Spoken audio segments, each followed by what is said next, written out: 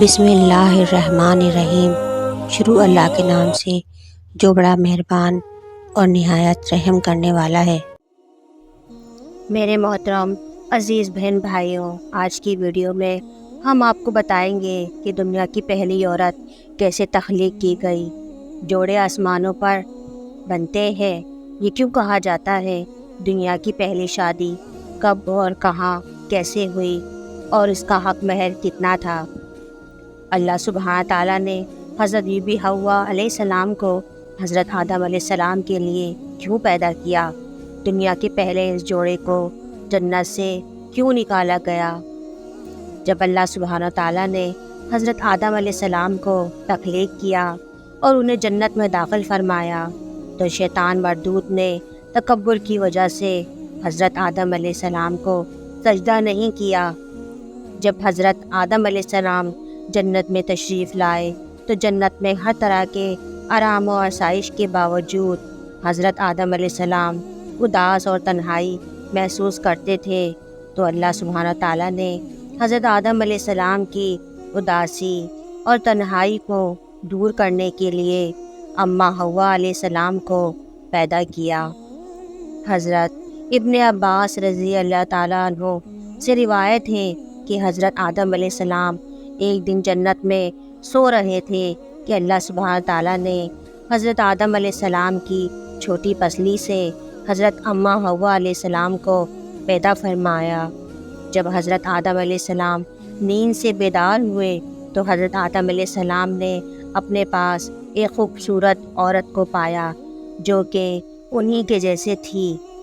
روایت میں آتا ہے کہ جب حضرت آدم علیہ السلام نے اماں حوا جیسی خوبصورت عورت کو اپنے قریب پایا تو ان کی طرف اپنا ہاتھ بڑھایا۔ اس وقت فرشتوں نے فرمایا کہ ٹھہر جائیے، پہلے ان کا حق مہر ادا کرے۔ تو حضرت آدم علیہ السلام نے فرشتوں سے پوچھا ان کا حق مہر کیا ہے؟ فرشتوں نے کہا ان کا حق مہر یہ ہے کہ آپ ہمارے آقا حضور اکرم صلی اللہ علیہ وآلہ وسلم پر 10 مرتبہ درود پاک پڑھیں۔ جب حضرت آدم علیہ السلام جنت میں تشریف لائے تو آپ نے جنت میں مختلف مقامات پر حضور اکرم صلی اللہ علیہ وآلہ وسلم کا اسم مبارک لکھا ہوا دیکھا تھا، کیونکہ اللہ سبحانہ تعالیٰ نے ہمارے محبوب نبی حضور اکرم صلی اللہ علیہ وآلہ وسلم کے لیے ہی تو جنت کو آراستہ فرمایا ہے۔ چنانچہ جب حضرت آدم علیہ السلام نے حضور اکرم صلی اللہ علیہ وآلہ وسلم کی ذات اقدس پر درود پاک پڑھا اور اس طرح دنیا کی پہلی شادی جنت میں ہو گئی اور حضرت آدم علیہ السلام اور اماں حوا علیہ السلام کا نکاح ہو گیا۔ سبحان اللہ۔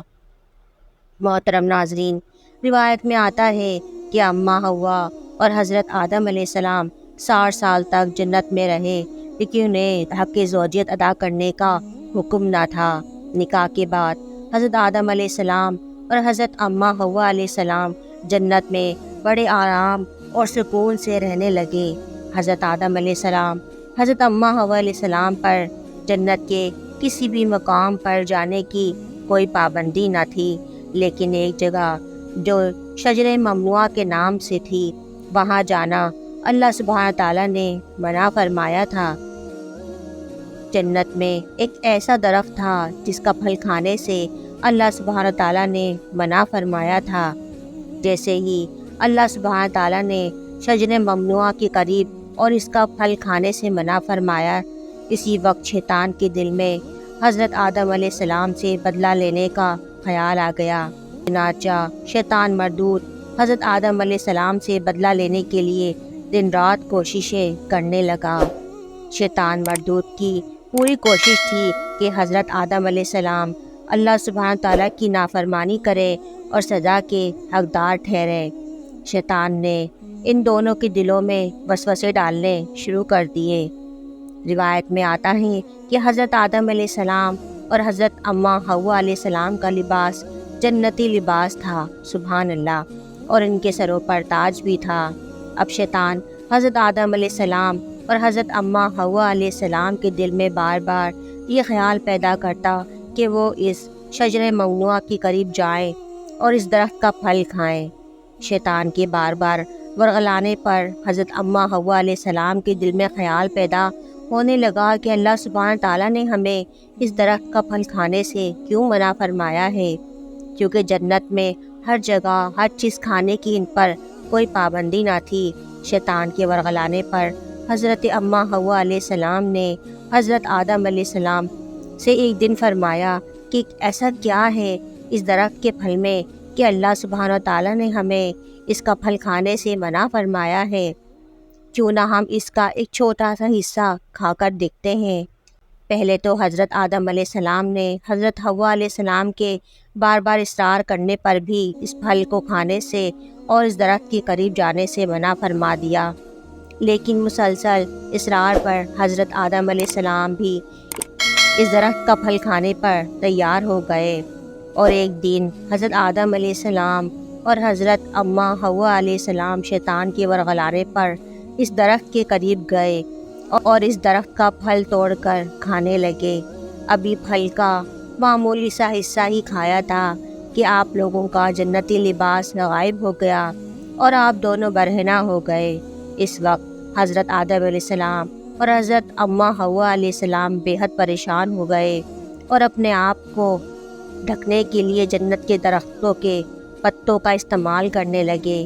جیسے ہی ان دونوں نے شجر ممنوعہ کے پھل کو چکھا، اللہ سبحانہ تعالیٰ نے ارشاد فرمایا کہ میں نے تم لوگوں کو اس درخت کا پھل کھانے سے منع نہیں فرمایا تھا کہ اس درخت کا پھل نہیں کھانا، شیطان کے وسوسے میں نہیں آنا، شیطان تمہارا کھلا دشمن ہے۔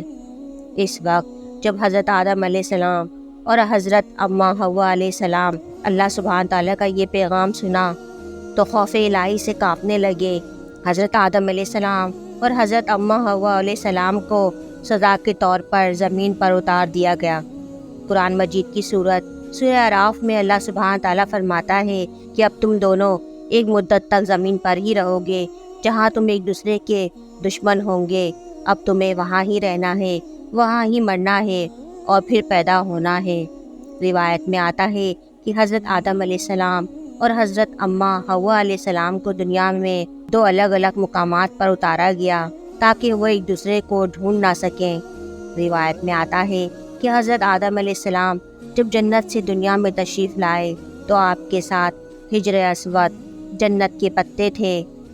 پھر حضرت جبرائیل علیہ السلام آپ کے پاس جنت سے گندم کے 7 دانے لے کر آئے۔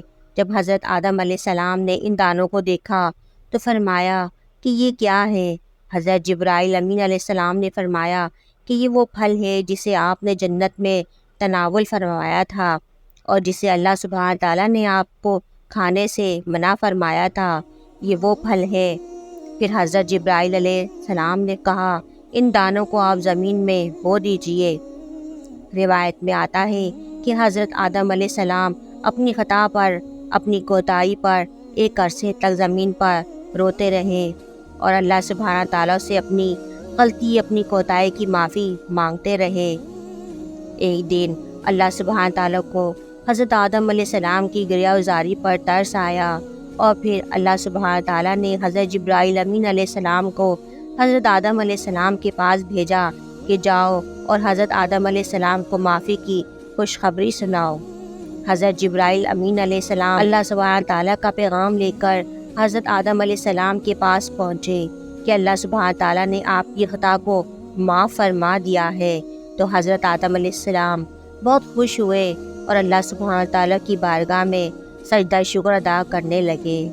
اس کے بعد حضرت جبرائیل امین علیہ السلام حضرت آدم علیہ السلام کو لے کر مکہ مکرمہ میں تشریف لائے، جہاں آپ نے خانہ کعبہ کی بنیاد رکھی اور حجر اسود کو کعبے کی دیوار میں نصب کیا، اور اس کے بعد حضرت آدم علیہ السلام نے خانہ کعبہ کا طواف کیا اور حضرت جبرائیل علیہ السلام آپ کو حضرت اماں حوا سے ملانے کے لیے تشریف لے گئے، لیکن اتنے عرصے کی جدائی کے بعد حضرت آدم علیہ السلام اور حضرت اماں حوا علیہ السلام ایک دوسرے کو پہچان نہ سکے۔ اس کے بعد حضرت جبرائیل امین علیہ السلام نے آپ دونوں کو ایک دوسرے سے متعارف کروایا اور حضرت آدم علیہ السلام اور حضرت اماں حوا علیہ السلام ایک دوسرے سے مل کر بہت خوش ہوئے اور حضرت آدم علیہ السلام اور حضرت اماں حوا علیہ السلام کی ایک نئی زندگی کی شروعات ہوئی، اور اس کے بعد اللہ سبحانہ تعالیٰ کے حکم سے آپ کی کثیر اولادیں پیدا ہوئیں، اور اس طرح محترم ناظرین دنیا میں ایک نئی زندگی کی ابتدا ہوئی جو اللہ سبحانہ تعالیٰ کے حکم سے قیامت تک جاری ہے۔ امید ہے کہ آپ کو ہماری آج کی ویڈیو پسند آئی ہوگی۔ ویڈیو پسند آئی ہے تو اسے لائک کریں، شیئر کریں اور چینل کو سبسکرائب لازمی کریں۔ شکریہ۔